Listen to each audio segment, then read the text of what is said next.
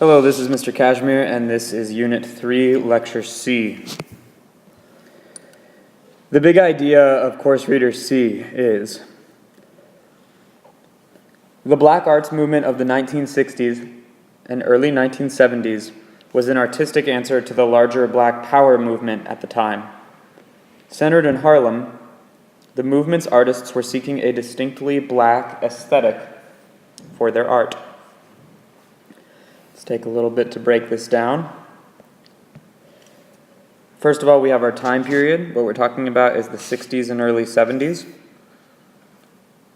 Culturally, politically, what this art movement is in response to, what it's philosophically aligned with, is the Black Power movement. The Black Power movement of the 60s and 70s, most famously associated with Malcolm X, was different than the larger and more popular and more accepted civil rights movement at the time.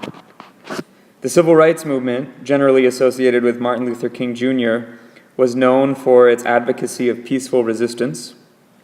And it was a time when African Americans were trying to gain equal rights alongside white Americans.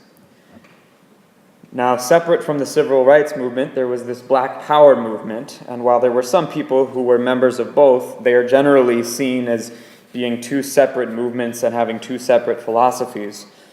The Black Power movement actually is a pretty broad category. It included Black nationalists, Black separatists, actually several different African American viewpoints. The Black Power movement was even more controversial than the civil rights movement because it was less conciliatory, less apologetic, less overtly friendly towards whites. The idea behind the Black Power movement, it's what it sounds like. It was blacks looking to empower themselves.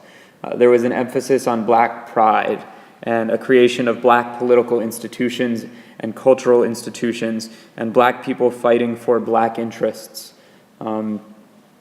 There were many goals of this movement, including defense against racial oppression, as well as, even as far as building a separate, self-sufficient Black economy.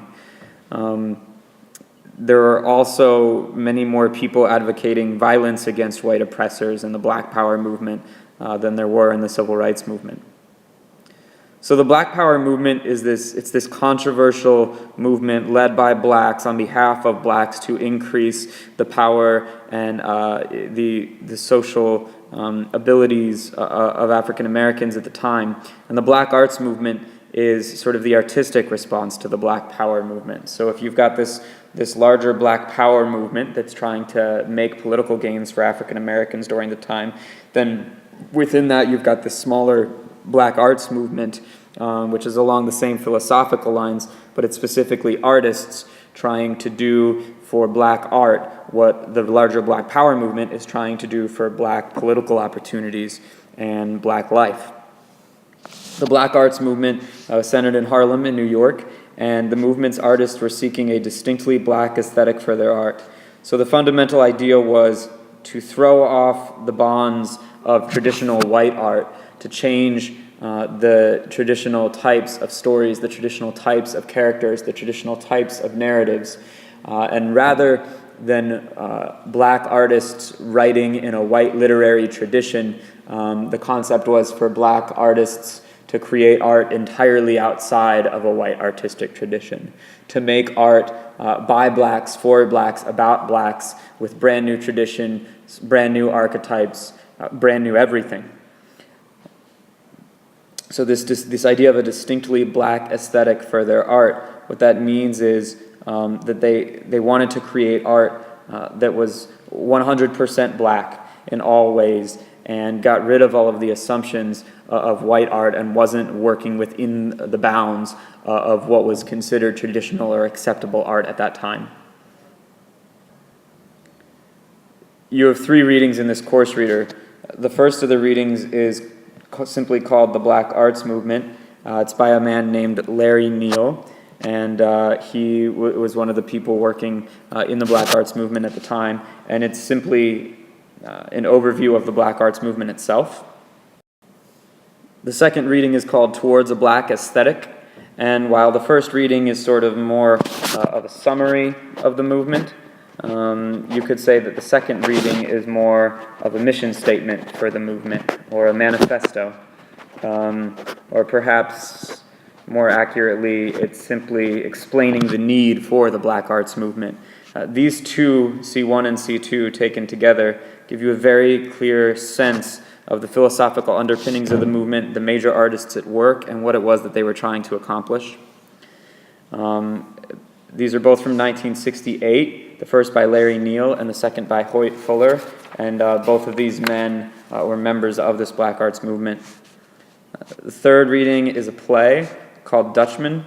It is by the founder, the man who's considered the founder of the Black Arts Movement. Originally, his name was Leroy Jones, but he changed his name a couple of times, and he's most well known as Emery Baraka. And this is one of his most famous plays. It's called Dutchman. It premiered in 1964, and it's one of the best examples the best clear examples of theater from the Black Arts Movement. How to read these? Well, these readings aren't particularly easy, I'm not going to lie. With C1, the Black Arts Movement, I would really encourage you to pay careful attention to the first 2 pages. Really, really careful attention to the first 2 pages, because in the first 2 pages, what Larry Neal does is he really outlines for you all the basic understandings you need to understand what the Black Arts Movement is. And C1 looks specifically for the parallels between the Black Arts Movement and the Black Power Movement, the goals of the Black Arts Movement. Look for what Larry Neal says about protest literature specifically, and get a clear sense of what the Black Arts Movement is trying to do. Finally, on pages 4 and 5, try to get a sense of the difference between the Black Arts Movement's approach to theater and the common approach to American theater at the time. For C2, Towards a Black Aesthetic by Hoyt Fuller, I would say look for thesis and supports. I would like you to view Fuller's piece as essentially an essay and break down his thesis and his supports. And for C3, I would like you to make sure that you understand who the 2 main characters are, get an overall sense of the plot and what happens in the play. So as far as optional pages and miscellaneous notes go, for C1, the only required pages are pages 1 through 5. You don't need to read past that.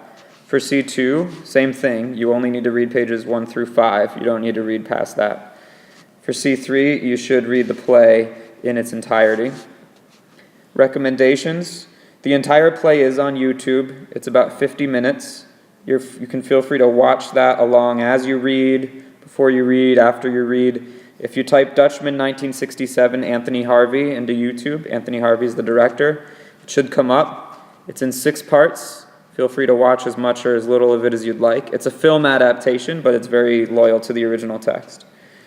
Also, in order to increase your understanding, feel free, obviously, to Google and read about the Black Arts Movement, since that's the big idea and the big topic.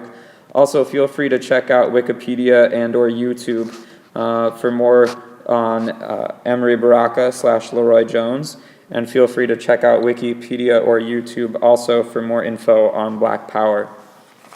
Break a leg, guys.